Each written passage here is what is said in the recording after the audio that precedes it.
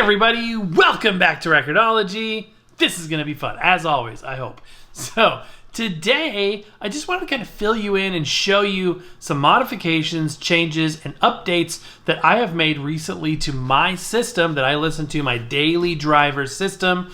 And I'm always thinking, like, talking about this stuff is good because maybe it'll give you some ideas, maybe you will give me some ideas. And like I've said before, my system is always a work in progress. It's always evolving, always changing, always trying to, well, if I did this, then I could do that, and that kind of a thing. So anyway, let's check it out, see what it's all about. You're not going to want to miss this.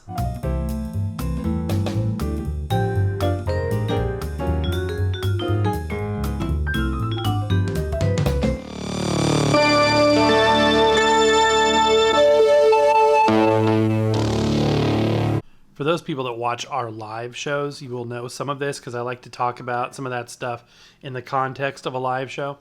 But a couple of weeks ago, I changed up the turntables. I put this U-turn basic in here as sort of my left-hand drive, just to the left of my desk. Got this little table here. And I use this quite a bit. This is probably my most commonly used, there goes Kiki walking out of the office, my most commonly used record player right now. And before, I had the Technics SLB5 automatic changer on my left, and I got to thinking, well, if this is the most easy for me to reach, then having a manual turntable in this position would probably make more sense, and have the automatic be the one that's a little bit more out of reach, and we'll look at that in a minute. So here it is. It's beautiful. This blue is just gorgeous. It's unlike any other blue I've ever seen. We still have, it's my wife's turntable, the purple. It was like a special electric purple, lavender colored limited edition. I think they made it a production run color. And that has the original tone arm. This has the updated magnesium tone arm. And it comes, because it's a basic, it comes with the MDF plinth.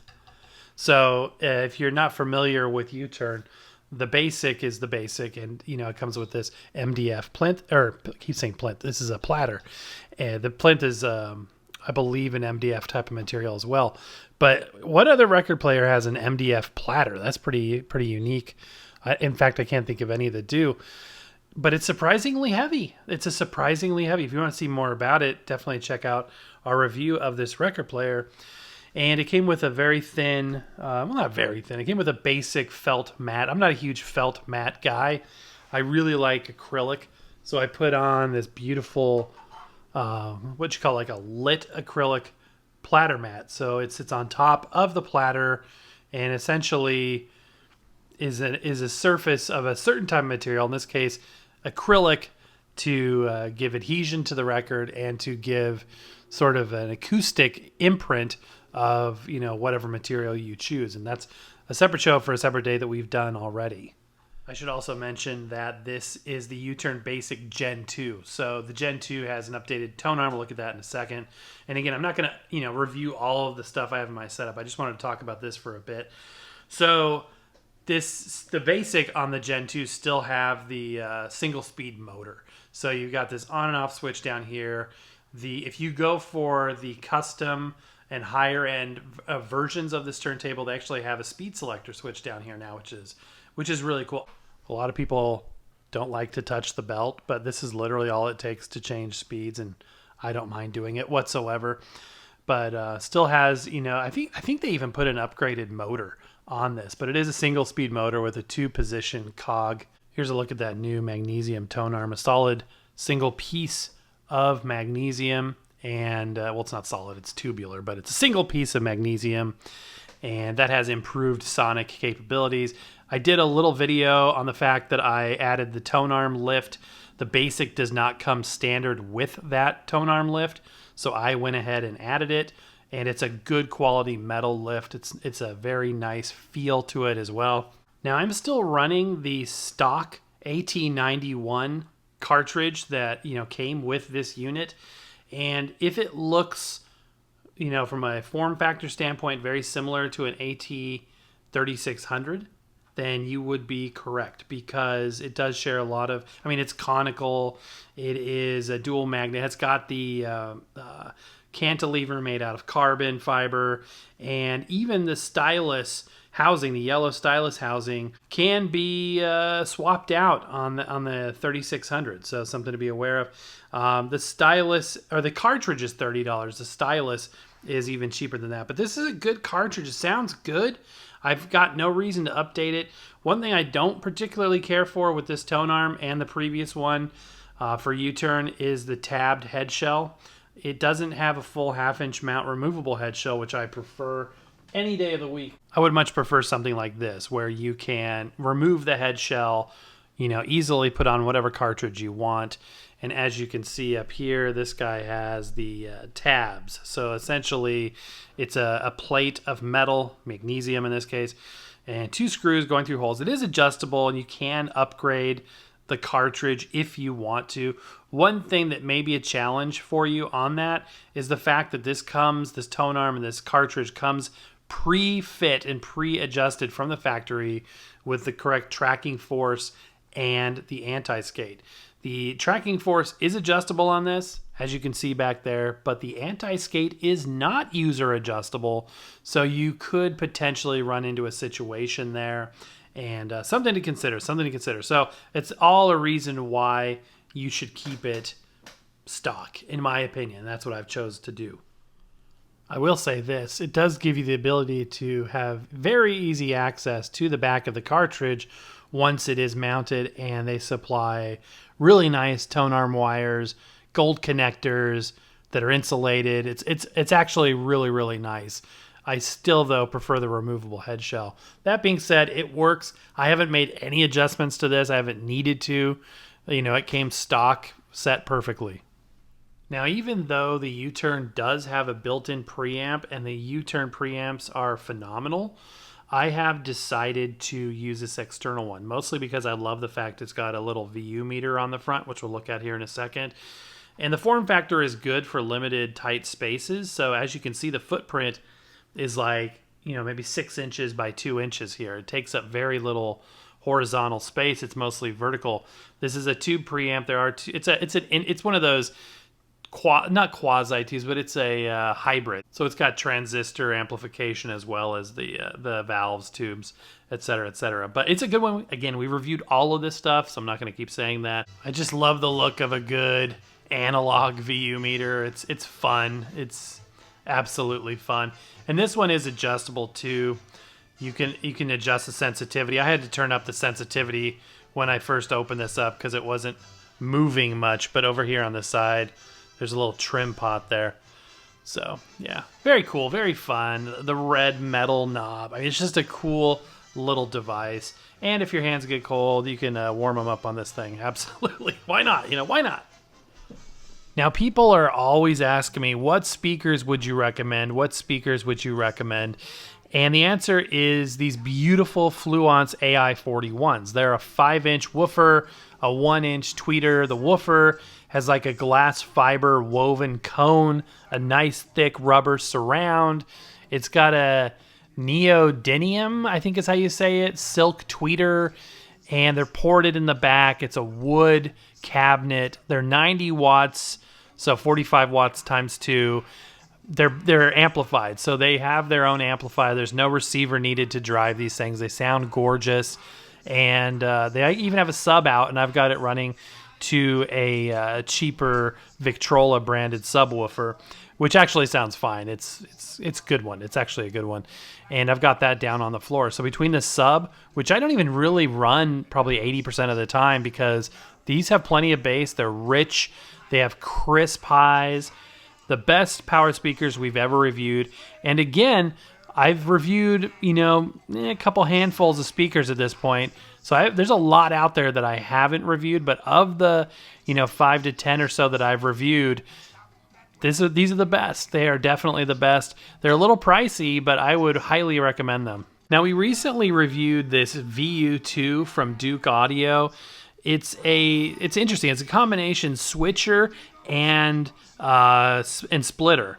So you can have 4 inputs, 1 output, or 1 input, 4 outputs. And it allows you to either use the signal itself as the VU meter source, or it can use a microphone. Now, we had a bit of an issue when I was trying to use this as a switch with 4 inputs, that I was getting a little distortion sometimes. And, you know, Duke Audio was really good. And they reached out to me, and we've actually been having a back and forth email. Their engineers want to know the exact situation that I had in terms of what was hooked up to it, what exactly was it, what is it doing, et cetera, et cetera. So they look to possibly not be completely isolated inputs, and they've expressed an interest possibly in the future of fully isolating those inputs, which I think would be a really good thing. So I had been using it just as a pass-through, not even as a pass-through. I have been using it just with the microphone input, where it listens ambiently in the room, and it gives you a little, you know, just for fun, lights and dancing needle. Now, it didn't really serve a purpose other than it looks cool. It looks fantastic, because I still was using my mechanical Pelican switch up here to switch between my 4 inputs. And a thought occurred to me this morning, actually. I was like, wait a minute. Even if it doesn't like multiple inputs, I could still connect one input and have that feed through the VU meter at all times, and that would be better than using the microphone. So as of today, I've changed this a little bit. What I've got going on is the output of the switch, instead of going straight to the speakers, goes into input number 1 on this, and the output goes into the powered speakers. So it basically puts this in line. And so far, no distortion whatsoever with that single input going, and they look fantastic. I've got them calibrated to peak at 0 dB, and it's just a sight to behold. I absolutely love it. And now that these are feeding off the line level signal, we're no longer, first of all, it's true stereo. Second of all, it's no longer dependent on the volume in the room. It's literally giving you a VU meter reading on the line level signal. Okay, and my right-hand turntable is still this SLDL1 from Technics. This is an early mid-80s direct drive linear turntable. The platter is part of the motor, and it works flawlessly. There's no issues whatsoever. The only about it is the dust cover is a bit scratched, and I got this from a viewer as a gift, so I've got no complaints whatsoever. But I would like to get the scratches on the dust cover polished out at some point. And besides that, it's just an absolute gorgeous turntable. And as far as the cartridge, I'm running a vintage Audio-Technica AT112EP. It is a P-mount cartridge. It sounds great. I really love Audio-Technica cartridges. I'm running 2 out of my 3 turntables with Audio-Technica cartridges right now. And I've tried a couple, even the original Technics cartridge that came with it. And so far, this one sounds the best. I've also tried a modern cartridge. So far, this is the one I prefer. I think it's got a cool, blocky, chunky look to it as well. And this turntable is just a thing of beauty. It sounds perfect, and it's a heavy beast. When you pick this thing up, it's got some serious weight to it. Absolutely heavy. It is rugged, and it's a pleasure to own. This is not my first linear tracker. This is probably the 3rd one that I've had my hands on, but it's by far the best, even though its capabilities for playing are somewhat limited.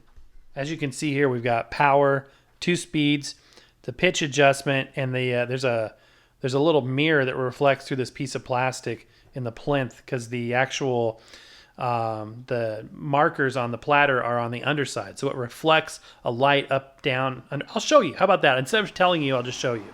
Okay, so as you can see there, you can see the light shining in the marker, and then if I spin up the platter, that's how you adjust the pitch. And the platter has the platter mat and the platter have these 3 holes, because it automatically detects the size of the record.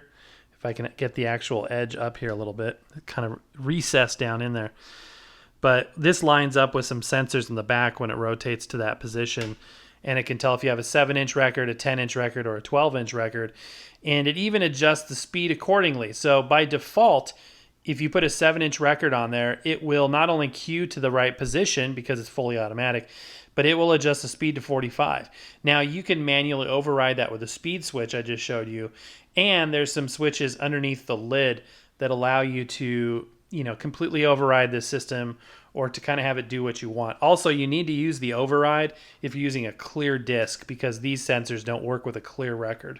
And it's limited to, start, stop. You can manually cue, you can repeat, but you can't program in tracks. We've reviewed linears in the past that give you that full, you can program in a track list and, play certain tracks just like a CD player. But this one doesn't do that, which is fine. I don't need that feature set whatsoever. So again, this is perfect for me. It's the best single disc automatic I've ever had. It even beats the beautiful Audio-Technica LP3 in my opinion, mostly because of the fact it's direct drive and it gives you the ability to adjust your speed and pitch accuracy. Okay, up above here we have the beautiful Yamaha KX390 single well cassette deck. Picked this up for $10 or less at a thrift store back in Colorado. It is the best, bar none, and by a long shot, cassette deck I have ever owned in my entire life. It has Dolby B and C. It's got MPX filtering for recording off the radio. It's got bias adjustment, and it's perfect. There's nothing wrong with it whatsoever. It functions immaculately. There's a little bit, there's some scratches up in the upper left, but it really doesn't matter. Natural sound tuned. So if you're a Yamaha fan, you know the natural sound is a tuning that they offer for their audio products, and they're tuned to sound especially good playing classical music. I listen to a lot of classical orchestral music, but even playing everything from hip hop to rock and roll, it sounds absolutely beautiful. And I've got nothing bad to say other than my habit of using the flat surface on top to store cartridges and other knickknacks. I really got to get better about that. But yeah, there's the boneyard of cartridges right now. Some interesting things there, by the way. On the topic of the SLDL1, I forgot to mention the preamp. So obviously being a vintage turntable does not have a built-in preamp. Therefore, I have to use an external one. Right now I'm using this Fozzy Audio Box X4 tube preamp, and it sounds great. Again, it's one of these tube and transistorized preamps. Most of them are. It's got a variable output, but I know, right where line level is, which is about, 3 o'clock on the volume dial. Headphone jack as well. It's rugged metal construction. This one uses GE tubes. I still smile every time I look at my beautiful SLBL5. So this is up to the right of where we were just looking, and this is up on top of my rack, my very 90s wood grain rack. I don't know if the rack has been kind of helpful. I learned the hard way that this Pioneer rack, I thought that all consumer electronics had the same width specification, which they do not. So I learned the hard way that some of my components would fit in this rack and some would not. That's why I still have things like the tape deck elsewhere, and the Blu-ray player was way too wide, so that's elsewhere. But a few components fit in there. I'll look at that in a minute. But up top here, the beautiful SLBL5. I'm going to really try to resist the temptation to talk about it in great detail, but suffice to say, this is what I call my forever turntable. It does everything. It looks good. It sounds perfect. It has every feature you would want. I've got the 45 spindle stacker spindle. I've got the regular stacker spindle and the single disc on there as well. This is the belt drive variant. That's why it's the SLB5.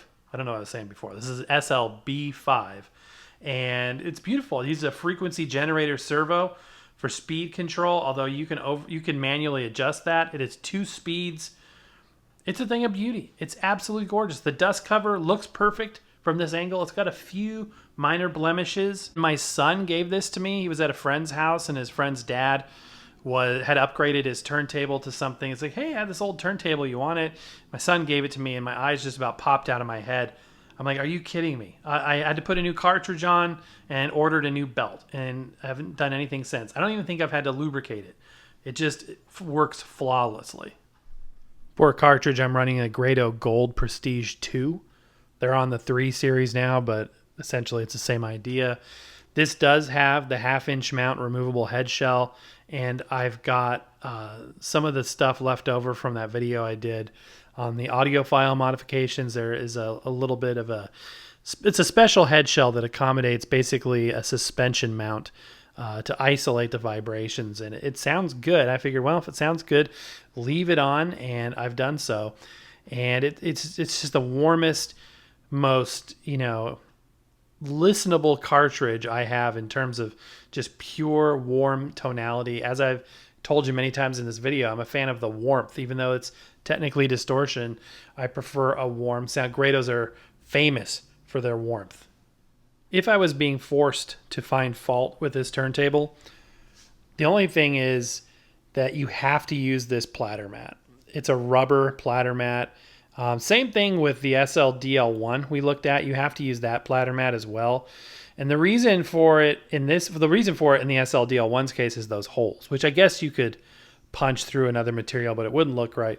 This one, it's because it's got this raised hub area that goes around the spindle. And so what ends up happening is if I were to put an acrylic platter mat on top of this little hub thing in the middle sticks out and it wouldn't sit completely flat. So I'm forced to use this. And being that this is a, 45-year-old, not 45, this is probably 38-year-old, 37-year-old turntable. This, even though it's still pliable, it's not quite as tacky as it once was. It's a little bit hardened. So yeah, again, a minor gripe, I know, but man, I love this turntable. I also use this space here to store things like 45 adapters. By the way, this is a first look at the new 45 adapter. Available now. That's called embedded advertising, folks.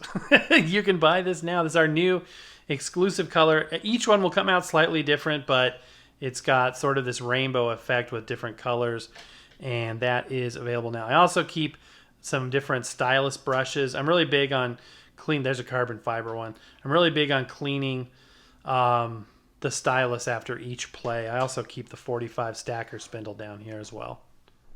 I almost forgot to mention, for the SL-B5 turntable, also a vintage turntable that requires an external preamp. All of these turntables are running external preamps right now. I've just got this very basic Crosley P10 that is a good workhorse, sounds fine, no issues with it whatsoever. I keep saying that, but that's sort of a status on everything. Sometimes there are issues whatsoever, and sometimes there's not.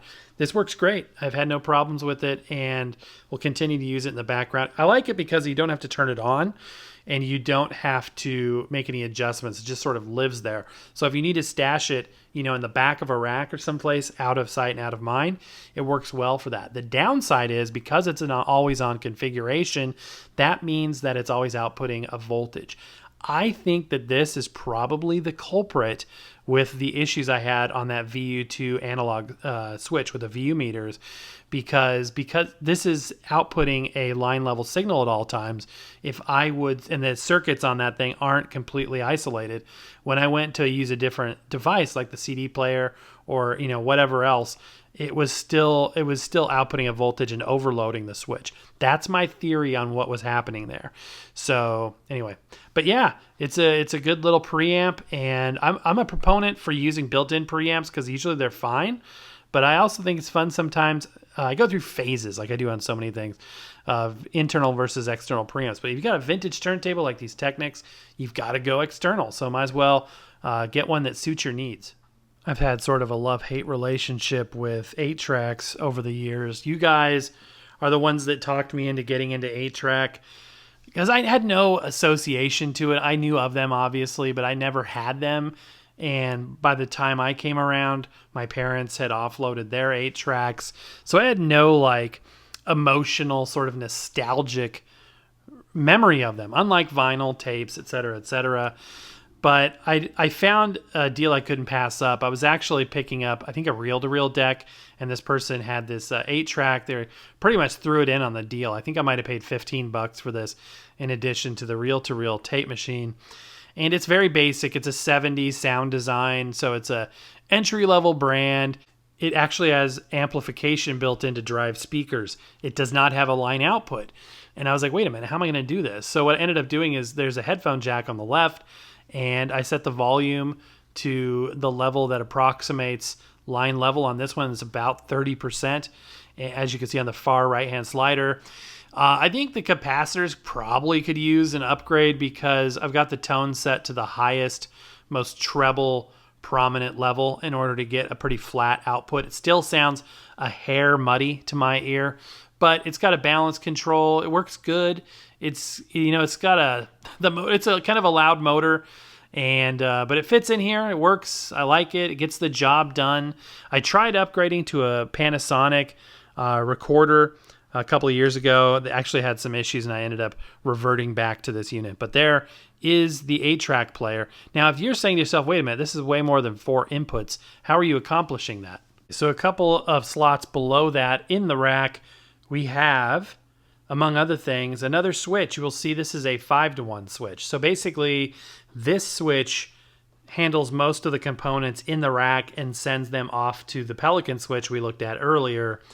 And I've chosen to do this instead of using a receiver, again, because I have those powered speakers, and a receiver would hog a lot of real estate. And I've just kind of always done it this way. It works for me. I don't have the inputs labeled because after doing things a couple times, you know where things are. Looks a little better as well. So at the top there, we've got my beautiful Sony 5-disc changer. This is the CDP CE345, I believe. It's a little hard to see from here. And I love this thing. It's, fully featured. I don't have the remote. Picked it up at the thrift store for like 10, 15 bucks. But I can do pretty much everything from the front panel. Some 5-disc changers you can't without the remote. The Symphonic I had before was just, a perfect example of that. It looked really slick. It sounded really good. All it needed was some lubrication to get working. But its front panel required a remote, so I had to buy the remote. This one, haven't needed it. It's a 90s era Sony. And when it comes to playing CDs, nothing is better than mid to late 90s name brands like Sony and Panasonic. Underneath the switch, we have an Ocean Digital internet radio, and this picks up, 44,000 plus stations, and it's an absolute blast because you can get lost surfing the internet for stations. All you need is an internet connection. This one connects either via a landline connection or Wi-Fi, which is the way I've got it configured now. It also plays music via the SD card slot on the left, has a headphone jack. It does have an FM radio. This model has a slot above the buttons there for a compact disc. It actually has a slot loading CD player, and it's a blast. It's rugged metal component grade equipment, and it's fun to have that capability. Below it is another format that has been a love-hate, with an emphasis on hate, relationship, and that is MiniDisc. I've got this beautiful looking deck. This is the, what is this, JE510 MiniDisc deck from Sony. Yeah, it's so cool. It's so beautiful, but it just is giving me issues. It actually puts errors on the discs as you record them once you get to the 45-minute mark, and I've tried a million things. If you guys have suggestions, and I've asked this before, I've tried every one of them. So far, nothing's worked. But let me know in the comments if you've got ideas. I've replaced the entire transport inside.